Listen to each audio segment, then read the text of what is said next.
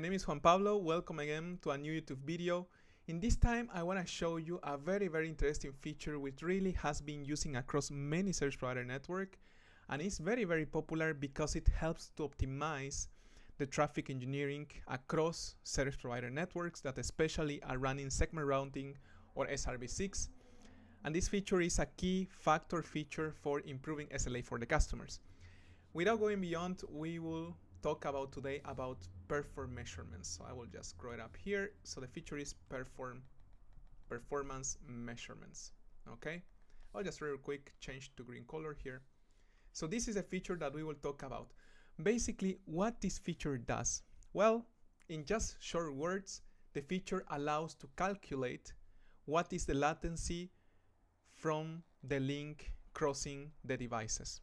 Okay, so for example, if we enable this feature on the interface level, this helps us to calculate how much is the latency that takes from P1 to cross all over this link and reach provider 1.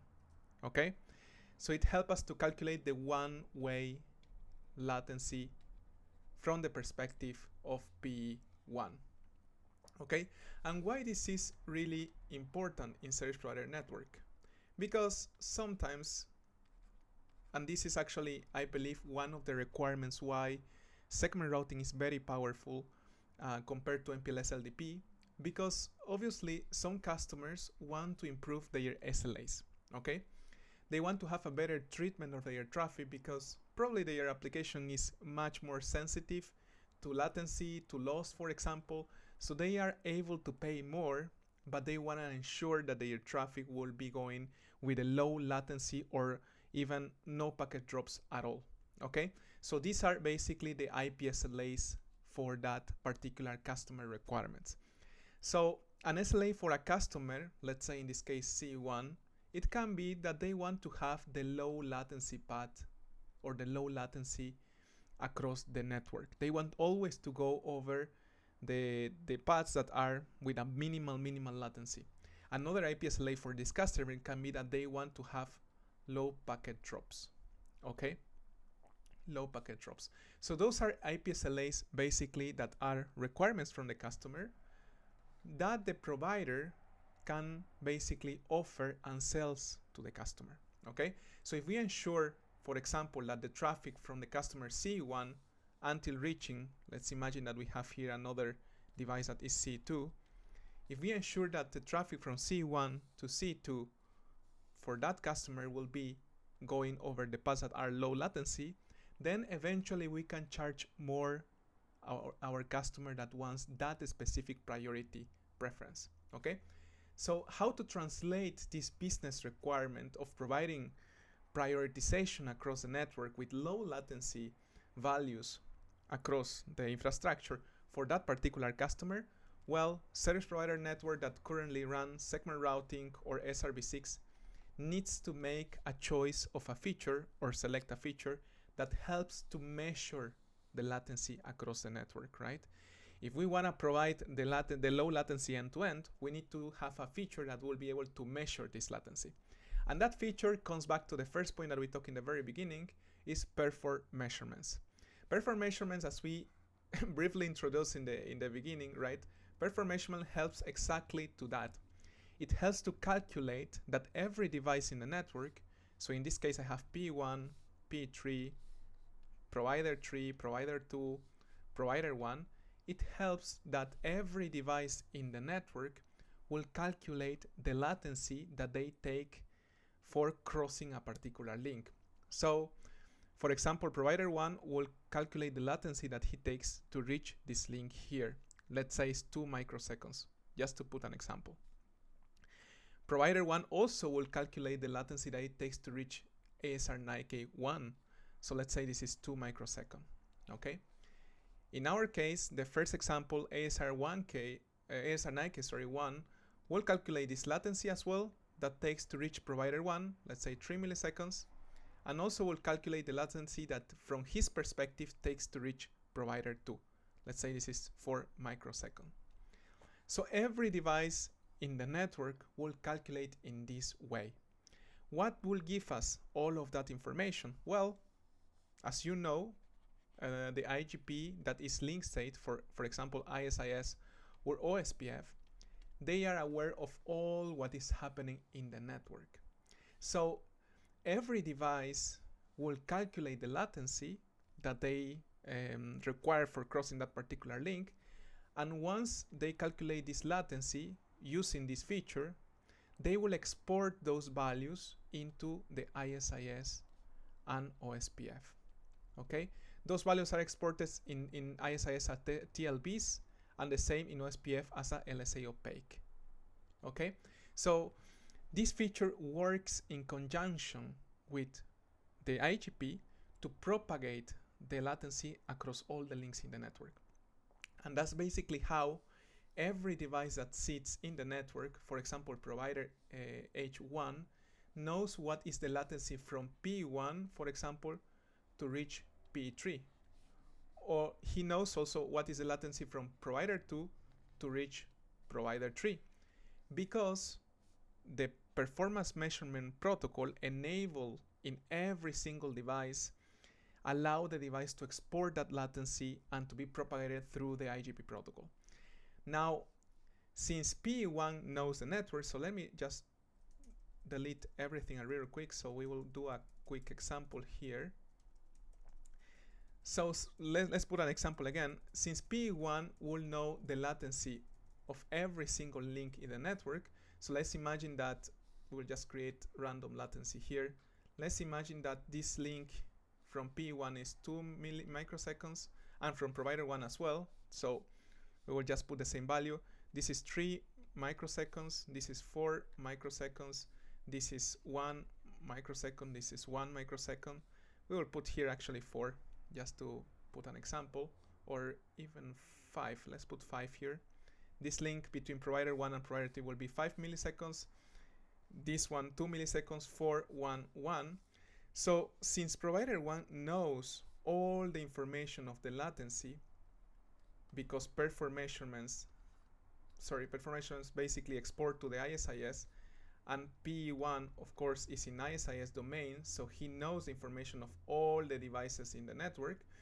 Since P1 knows that information, then he can instantiate traffic engineering policies, SRT policies, okay, for this particular customer BRF. He can say, I want that my traffic for this customer under this particular BRF that wants to reach the customer in the other particular BRF will use the path across all my network infrastructure that is low latency. Okay? So provider 1 with that information can instantiate policies of traffic engineering using those metrics, and then P1 will realize that the path that actually have low latency in the network is the path in the bottom, right? This one here, because we have 6 milliseconds versus 7 milliseconds. Okay, so this is how this feature helps the providers like in this network to provide low latency path across the core. Okay, so this was obviously very hard to do with LDP in the past because their LDP couldn't carry any type of latency, and now it's possible with performance measurements since some years ago. Okay, so let's see how this feature works. What we will do in the lab, basically, we will enable performance measurements under every single link. But for the demo of the video, we will just enable between P1 and provider 1. Okay, so the target of the video will be to see how we can configure this feature, how we can verify that the feature works, and basically do some show commands. We will not instantiate the SRT policies, as I was mentioning here, for using that value. That we will see in another video. But my goal is for you in this video to understand what this feature is meant for, how it works with the IGP and with traffic engineering, how it can work, and how you can configure and how you can verify that the feature actually is measuring the latency. Okay, so let's go into the hands-on. So in my right window, I have, sorry for that, I have here the devices. So I have basically XR9K1, and I have in the other window XR9K2. Okay, so this 2 is basically provider 1. Okay, so I will just go in XR9K1 and I will just take a look on the interface. I have my ISIS neighbor, so I have a neighbor with provider 1 on the link here. Okay, this network is already built with some features, but just for the example, we will focus only on perform measurements. Okay, so I have ISIS neighbor and enable it between P1 and provider 1. What I will do is basically enable the feature. The command that you use for enable perform measurements is perform measurements, then you enter, you specify the interface that you want to enable perform measurements, interface gigabit 000, and then here you just need to type delay measurement. Okay, so that's how you enable the feature under the interface. Now, this feature has two modes of two ways basically, or two modes that you can enable under global configuration, let's say. There are two modes. One mode is called, and I will just come back with my brush here. One mode to enable this feature is one way, and the other mode is two-way. Okay, what is the difference across these two modes that you can enable this feature in the box? Basically, one way calculates the path considering that all the devices are with the same hardware timing. Okay, and I will explain this real quick. So if I enable, let's imagine that I enable perform measurements on this link between provider 3 and P3. So one-way mode works in the way that, of course, perform measurements send proof of traffic. Okay, send proof of traffic to provider H3 because he wants to calculate the latency to provider H3. Provider H3 receive the traffic, process it, and send it back to P3. Okay, so basically when P3 will send the proof packets, he wants to calculate his latency again from his perspective to provider H3. So in one-way mode, he needs to know the timing since the packet leaves the router until it traverses and reach P3 exclusively.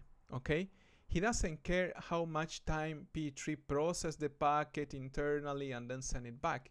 He just cares about since he sent the packet and since P3 received the packet. So when P3 or provider 3 send the packet, he put an stamp, timestamp T1. Basically, he mark the packet with the timing that provider 3 has in that specific moment. When P3 received this packet, the moment that he received the packet, he put a timestamp 2. This timestamp 2 basically is marking down in the proof packets that provider 3 sent. He marks down and put a timestamp into that packet, which is T2. Okay, so the formula when provider 3 receive the packet back is T1 minus T2. Okay, so that's the main formula. Oh, sorry, it's T2 minus T1, sorry, because he wants to calculate the timing from here minus the timing that it starts. So then it will give the specific time of one-way latency. Okay, so for example, if P3 sent, just to give a very, very brief example, if P3 sent the packet in the moment of 9 a.m. with 50 minutes, okay, 50 minutes, 32 seconds, and 100 milliseconds, then this is the timing that provider 3 sent the packet. If provider P3 received the packet in 9 hours, 50 minutes, 32 seconds, 300 milliseconds, then the latency for that link one way from provider 3 to P3 is this timing minus this timing, which is of course 200 milliseconds. and that's the latency one way between P3, provider 3, sorry, to P3. But in order to achieve that, we are relying that P3 has the same timing as provider 3. We are relying that these timers are equal in both devices. And that is not always happening, okay?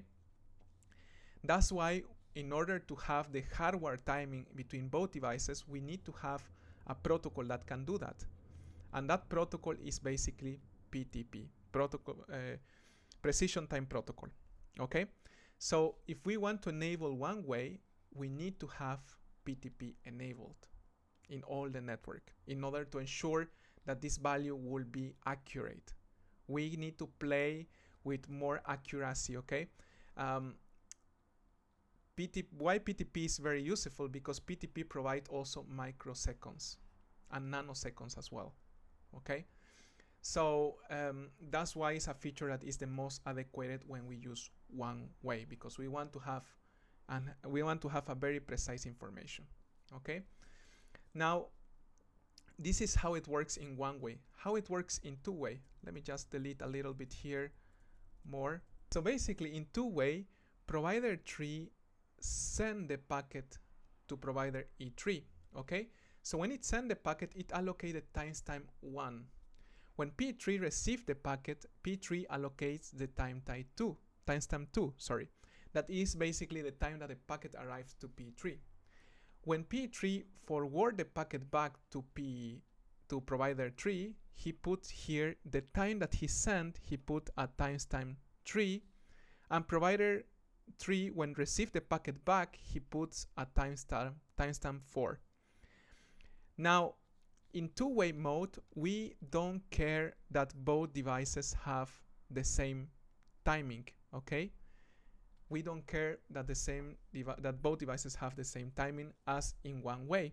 Why? Because the math formula is totally different. The math formula basically is time 4 minus time 1 in parentheses, this minus time 3 minus time 2, this split into 2. This is the way to basically calculate the latency from provider 3 to provider H3 in the mode two-way, okay? Why that's the way? And I will explain real quick.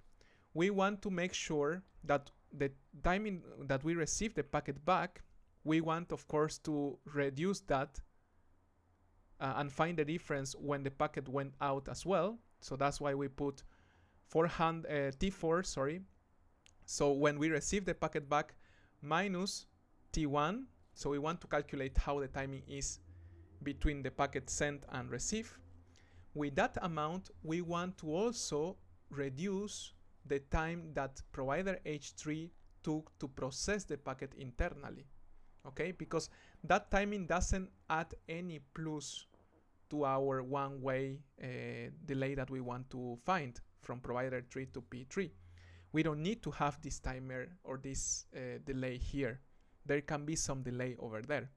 That's why the formula eliminates this delay internally in provider H3. That's why it's T3 minus T2, sorry.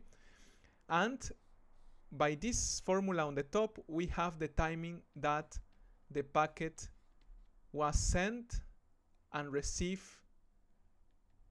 from provider 3. We have the clean time, let's say, for the packet going to provider H3 and coming back to provider 3. But in perform measurements, always you calculate only one way, because we want to know just from the device perspective, as we talked in the beginning, right? So that's why we need to split into two, okay? There are, again, these two formulas and two ways of configuring exist. If we want to have a more precise timing, we go for one way. If we want to have and not deal with the same timing across all the devices and have additional protocol like PTP, then we go in two ways. It depends how we implement this in provider network. Some provider networks go with one way, some others relies on two way, especially enterprise that have an SP-oriented network because they don't want to complicate their network with PTP. but there are these two flavors. In my lab, I will just configure as a two-way, okay? Just to avoid any type of problems to add on PTP in there. So let me restart the lab. I will just enter again because my console got frozen. So again, I will just go to perform measurements. I will select the mode, and I do this by doing delay profile, interfaces, default, and here I actually delay profile, interface, default, and here I select the mode proof. In proof, you can see that there is the measure mode, and this is one way or two way, and I will select two way. Okay, so here I have my configuration. Basically, I enable the feature perform measurements. You need to enter into delay profile, interface, default. There are many profiles that you can configure perform measurements. This one that we are doing now is only for interfaces. There are profiles for RSVP, for SR policy, segment routing policy, and of course we will configure the measure mode two-way. Okay, so I see that my configuration of the interface got deleted, so I will just configure delay measurements. So again, I am in PE1, I enter to the gigabit 000. In perform measurements, I put delay measurements, the profile, default, and two-way. Okay, the same I will do in XR9K 2. Okay, so I will do exactly the same because it's the same interface and commit, and the same commit here. Okay, so now I have perform measurement enabled in that interface, and we can do some show commands to verify that we can, or we are receiving actually, or we are calculating the latency. We can do with show perform measurement interface gigabit 000, for example, and this is the information that this command gives us. Okay, so it gives us that in the gigabit 00 delay measurement is enabled, loss measurement as well is enabled, because in certain versions of iOS XR you can already capture the loss packet. Okay, it gave us the local addressing where we are doing the delay measurements, and here it tells us in the last advertisement what was the last delays advertised into the IGP. This is the part that interests us because we want to, of course, know what are the values, right? The one-way values for the delay. So in this case, the average, there are three fields. Average delay is 2,411 microseconds. So there is also the minimum delay, which is 1,877 microseconds, and also the maximum, that is 4,741 microseconds. Okay, so those values here are exported into ISIS, and those values are used for a segment routing traffic engineering. Okay, the only command that we can do to verify that is this one. Okay, and it's the most important command to make sure that the delays are advertised.